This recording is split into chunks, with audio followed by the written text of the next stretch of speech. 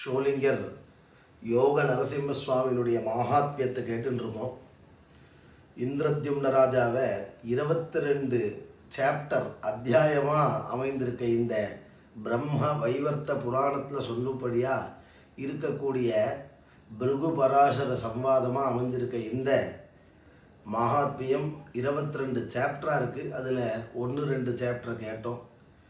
தீர்த்த மகிமையை பற்றிலாம் ரொம்ப விசேஷமாக சொல்கிறா. அயனே விஷுவே செய்வ கிரகணே சந்திர சூரியயோ ஸ்நானம் குர்வந்தி நியதம் நிருசிம்ஹம் பர்யுபாசதே பானுராரோதய உதயதः பூர்வம் யத் ஸ்நானம் நியதேந்திரியः கரோதி ச விதூதைன வாஞ்சிதம் லபதே புமான். அதாவது ஒரு மகரிஷி இந்த புஷ்கரிணியோடைய விசேஷத்தை சொல்கிறார். சீக்கிரம் கச்ச தமேதத்தி ரோச்சதே மம சேதசே அப்படின்னு ஒரு மகரிஷி இந்த அசுரால் அனுப்புகிற மாதிரி சொல்கிறார். என்னென்னா, இப்போ ஒவ்வொரு அயனத்துலேயும் ஒரு கிரகத்திலையும் சந்திர சூரியனுடைய சஞ்சாரத்திலையும் அதே மாதிரி சூரியோதய காலத்திலையும் சந்தியா காலத்திலையும் எவன் ஒருவன் யோக நரசிம்மரை நினச்சி இந்த ஹனுமத் தீர்த்தம் அப்படின்னு சொல்லக்கூடிய இந்த தக்கான்குலம்னு இப்போ எல்லாரும் சொல்கிறா, பிரம்ம தீர்த்தம்னு கூட பேர் அதுக்கு. அந்த தீர்த்தத்தில் எவன் ஒருவன் ஸ்நானம் பண்ணுறானோ அந்த தீர்த்த மகிமையினுடைய விசேஷத்தினால அத்தனை பாபங்களும் போகிறது மட்டும் இல்லாமல் அவன் புண்ணியசாலியாக மாறுகிறான் அப்படின்னு சொல்கிறா. இந்த பாபத்தெல்லாம் போகிக்க மனிதர்கள் மட்டுமா வரா அப்படின்னா அப்படி இல்லை, எல்லாருமே வரலாம். யார் யார் அப்படின்னா தேவர்கள், ரிஷிகள், கந்தர்வர்கள், இவா அத்தனை பேரும் எப்பப்போ வரா அப்படின்னா தினமுமே வரலாம். அரூபமாக தினமும் இந்த புஷ்கரணியில் ஸ்நானம் பண்ணுறாள் அப்படின்னு சொல்கிறா. எதுக்கு இந்த மகாத்மியத்தை சொல்கிறது அப்படின்னா, கார்த்திகை மாதம் பகவான் கண் திறந்திருக்காருன்னு பேர். இந்த கண் திறந்துன்னு இருக்கக்கூடிய இந்த பகவானுடைய இந்த சரித்திரத்தை அவர் நினச்சபடி அவர் நினச்சிட்டு எவன் ஒருவன் கேட்குறானோ அவனுக்கு பரமேததே சிராயுகு, அவனுக்கு தீர்காயுசு கிடைக்கிறது அப்படிங்கிற வண்ணம் 2வது அத்தியாயத்தில் தீர்த்த மகிமையெல்லாம் சொன்னான். அப்படி தீர்த்த மகிமையை சொல்லி இந்த யாராவது ஒருவன் கரையேறணும் அப்படின்னு சொன்னான்னா என்ன பண்ணுறது அப்படின்னா, பிரஜயாகி மனுஷ்ய பூர்ணஹா, ஒரு மனுஷன் எப்போ பூர்ணத்துவத்தை அடையிறான் அப்படின்னா ஒரு நல்ல பிள்ளையை பெற்றெடுக்கும் போது தான் பூர்ணத்துவம் அடையிறான். தானும் பகவானால் சிருஷ்டிக்கப்பட்ட தர்மத்தை கடைபிடிச்சுண்டு அவன் ஒரு நல்ல மக்கள் பேரை அடைந்து அந்த தர்மத்தை அவனுக்கும் சொல்லும் பொழுது ஈவன் நாம் வாழ்க்கையில் பண்ணுற சாதனை அப்படின்னு நாம் என்ன நினைக்கிறோம் அப்படின்னா, நிறைய சொத்து சேர்க்கறது, பணம் சேர்க்கறது, பதவி, இதெல்லாம் நினச்சிட்ருக்கோம். இதெல்லாம் இல்லை. தார்மீக பிரகாரம் ரூல்ஸ் அண்ட் ரெகுலேஷன் பிரகாரம் ஒருத்தன் வாழ்ந்தானே ஆனால் அவன் வாழ்க்கையில் பெரிய சாதனையாளர்னு பேர். இன்னும் பகவானுடைய கிருபை இருந்து அவன் ரூல்ஸ் அண்ட் ரெகுலேஷன் பிரகாரம் இருக்கிறது மட்டும் இல்லாமல் தன்னுடைய பிள்ளைக்கும் அவன் கற்றுக் கொடுத்துட்டான்னா அவன் மகா புண்ணியசாலி அப்படின்னு பேர். அது மாதிரி இந்த அரக்கர்கள் சுவ்ருதனும் அனுவிருத்தனும் ஒரு மூங்கில் வெட்டும் பொழுது ஒரு மகரிஷி விப்ரசேகருடைய மகரிஷியினுடைய சாபத்தினால ஒருவன் மாத்திரம் கடிகாச்சலத்தினுடைய தீர்த்தத்தை பட்டு அவன் கரையறினானே. இன்னொருத்தன் என்ன ஆனான்னு சொன்னார். இன்னொருத்தன் அவன் உபாயத்தை கேட்கல, அதனால மகரிஷி சொல்லலைன்றார். உபாயத்தை கேட்க முடியாது. எதுக்குமே நாம் போய் கேட்டு அதை வாங்கினா அதனுடைய விசேஷமே வேறு. அதே மாதிரி நாம் எதை தபஸு பண்ணாதான் பகவானுடைய கிருபை கிடைக்கும். பிரயத்னம் எதுக்குமே முயற்சி இருக்கும். முயற்சி திருவினையாக்கும்னு ஒரு பழமொழி இருக்குவார். முயற்சியே இல்லாமல் இருக்கக்கூடாதுன்னு சொல்கிறார். அந்த வகையில் இந்த சுவ்ருதனும் அனுவிருத்தனும் இது மாதிரி ஆனான்னா அவன் அப்பாவுக்கு எப்படி கரையேறினா அப்படின்னு ஒரு கேள்வி கேட்டான். அவளுக்கு இவன் மட்டும் பையன் கிடையாது, இந்த இவனுடைய சுவ்ருதனுக்கும் அனுவிருத்தனுக்கும் இன்னொரு ஒரு சகோதரன் உண்டு. அவன் பேர் தேவவிரதன்னு பேர். அந்த தேவவிரதன் யார் அப்படின்னா சாட்சாத்து எல்லாராலையும் கொண்டாடக்கூடிய துருவனுடைய தாத்தா. அப்படின்னா துருவனுடைய தாத்தான்னா பொன்வைத்தினுடைய அப்பான்னு பேர். துருவனுடைய பொன்வைத்து அப்பா அவர். அந்த தேவவிரதனால் கரையேறினா அப்படின்னு சொல்கிறான். எதுக்கு இதை சொல்கிறது அப்படின்னா, இந்திரத்யும்ன ராஜா இவ்வளவு ஒரு சீரியஸான கட்டத்தில் கூட அவனை பற்றி விசாரிக்க வேண்டிய அவசியம் என்ன அப்படின்னா, ஒருவனுக்கு புத்திரன் அவ்வளவு அவசியம் அப்படின்னு சொல்கிறான். புத்திரன் என்ன எதற்காக அப்படின்னா, அந்த குடும்பத்தையே பும்னாம நரக தியாகா. பும்னு ஒரு நரகம் இருக்குது. அந்த நரகத்தை அந்த நரகத்திலேருந்து விடிமோக்ஷம், மோட்சத்தை கொடுக்கக்கூடியவன் எவனால் முடியும் அப்படின்னா புத்திரனால தான் முடியும் அப்படின்னா நம்ம கரிகாச்சலத்துக்கு அடுத்து பித்ருக்கள்லாம் திருப்தியாக போகிறான்னு சொல்ல போகிறான். அந்த வகையில் அந்த சமாதின்னு ஒரு வணிகருடைய குலத்தில் பிறந்த அந்த மகான் அப்படி கரையேறினான்னு சொல்லி முடித்தால், அப்படி கரையேறணுன்னு சரி இவ்வளவு விசேஷமாக இருக்கக்கூடிய இந்த க்ஷேத்திரத்தை நாம் தரிசனம் பண்ணணும்னு இந்திரத்யும்ன ராஜா நகர்ந்து போயிட்டே இருக்க சமயம் தேவேந்திரனே வரான். தெய்வாத்து பிராப்தோ மகேந்திரஸ்துவம் திஷ்டியாசி பிராபித்தோன் ரூபா. இந்திரத்யும்ன ராஜா சொல்கிறார் தேவேந்திரனை பார்த்து, என்னடா இந்த ஷோலிங்கர் நரசிம்மருடைய கிருப்பை, எந்த க்ஷேத்திரத்துக்கு போகிறோமோ அந்த க்ஷேத்திரத்துலேருந்து விசேஷமானவா மகான்கள்லாம் அந்த க்ஷேத்திரத்தை பற்றியும் பேசுகிறா. அதே சமயம் ஒரு மகான்கள்லாம் தரிசனம் பண்ணக்கூடிய ஒரு சமயமாக எனக்கு அமைஞ்சதே. நான் என்ன சொல்கிறேன், தெய்வ வசாத்து தானே இதெல்லாம் நடக்கிறதுன்னு இந்த தேவேந்திரனுடைய வருகையை பார்த்து சொன்னார். அப்படி தேவேந்திரனுடைய வருகையை பார்த்து சொல்லி முடிச்சேன். அப்போது இவர் சொன்னார், அப்பா நீங்கள் எதுக்கு வந்திருக்கேள், என்னை பார்க்கறதுக்கு வந்திருக்கேள் போல இருக்கு, என்ன விஷயம்னு சொல்லி இந்த இந்திரத்யும்ன ராஜா சொல்கிறான். நான் சங்கரன்ட்ட போனேன். சங்கரன் ஸ்ரீசைலம் தரிசனம் பண்ணி அதனுடைய வழியில் வெங்கடாச்சல மலைக்கு போய் திருமலையப்பனியை தரிசனம் செய்து அப்புறம் போகணும்னு அவர் சொன்னார். அந்த வகையில் நான் இப்படி நரசிம்மபுரிக்கு போயின்னு இருக்கேன்னு சொன்னான். அப்படி சொல்கிற சமயம் இந்த தேவேந்திரன் சொன்னாப்பா, நீ இந்த க்ஷேத்திரத்துக்கு வரப்போறேன்னு எனக்கு முன்னாடியே தெரியும் அப்படின்னா. என்னமா உங்களுக்கு தெரியும் அப்படின்னா, இது எல்லாம் நடக்கிறது அந்த நரசிம்மருடைய திருவிளையாடல், அத்தனையும் உன்னை வர வைக்கணும்னு இதுக்கு ஏற்கனவே இது நடந்த விஷயம்னா. என்னன்னா, நீ இந்த சமயம் போயின்னு இருக்கேன்னு மகரிஷியான நாரதர் சொல்லி தான் நாங்கள் வந்தேன். நீ நரசிம்மபுரிக்கு போயின்னு இருக்கா, உன்னுடைய காரியம் என்னன்னு நான் அனுப்பிச்சு கொடுத்தாங்க. அப்படியா, நாரதர் என்னை பற்றி சொன்னாரா? நாரதர் சொல்லும்படியா நான் இருக்கேன்னா, அப்போது எனக்கு என்ன காரியம் இருக்குது நரசிம்மபுரிக்கு? நான் தபஸ் பண்ணி நான் மோட்சத்தை விரும்புறதுக்காக நான் மனைவியோடு போயின்னு இருக்கேனே, எனக்கு என்ன காரியம் இருக்குதுன்னு கேட்டான். அப்போது இந்திரத்யும்ன ராஜாட்ட தேவேந்திரன் சொல்கிறார், அப்பா ஒரு சமயம் இந்த நரசிம்மபுரியில் சுவ்ரதன் அப்படின்னு ஒரு ராஜா ஆண்டுட்டு வர. அந்த ராஜா பேர் சுரதோ நிர்ஜிதஸ்தஸ்யாக புரியா நிஷ்கசித்தோன் ரூபா. அந்த ராஜா தன்னுடைய அத்தனை சைன்யத்தோடு கூட அவர் சௌக்கியமாக இருந்துட்டு வந்தார். அவர் பேர் சுரதன் அப்படின்னு பேர். அந்த சுரதங்கிற ராஜா கும்போதரன்னு காலகேயர்களுடைய அந்த கூட்டத்தை சேர்ந்த கும்போதரன் ஒரு அரக்கன்.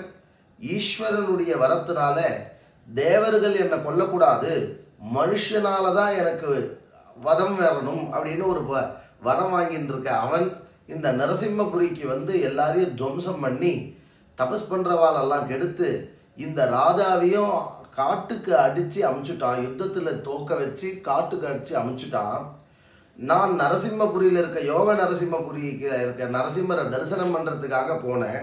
அப்போ நரசிம்மரை பார்த்து கேட்டேன், இப்படியெல்லாம் இவன் அட்டூழியம் பண்ணுறானே, இவனை நீங்கள் வதம் பண்ணக்கூடாதான்னா இது ரொம்ப நாளைக்கு இருக்காதுன்னு சாட்சாத்து நரசிம்ம பகவானே சொல்கிறார். நீ கவலைப்படாத, மத்புரீம் புனரப்யேத்ய பிரஜாரக்ஷ்யதே ஸ்வகாஹ ஆகமிஷ்யாஞ்ச திரேதாயாம் இந்திரத்யும்னோ மகாத்யுதிஹி. இந்திரத்யும்னன்னு ஒரு ராஜா வரப்போகிறான். அவன் மகாத்யுதிமானாக இருக்க போகிறான். அவன் காலகேய வராதிருஷ்டா வாதந்தே பிருத்திவீமிமாம் விசிஷ்ய நரசிம்ஹஸ்ய புரீம் தாபசசாலினீம். அவனை வதம் பண்ண போகிறான். ஹனுமாருடைய சகாயத்தினால வதம் பண்ண போகிறான். சகாயோ யஸ்ய பகவானு ஹனுமானு ஹரியூதபகா. ஆஞ்சநேய சுவாமியும் அவனும் சேர்ந்து யுத்தம் பண்ணி இந்த நரசிம்மபுரிய கும்போதரன்டேந்து காப்பாற்றி மீண்டும் இது தபஸுக்கு உண்டான க்ஷேத்திரமாக மாற்ற போறா, நீ கவலைப்படாதேன்னு பகவான் அன்றைய தினம் சொன்னார். அது பிரகாரம் நான் உங்கள்கிட்ட வந்தேன்னு சொன்னான். தேவேந்திரனுக்கு ஒரு கவலை இருந்தது.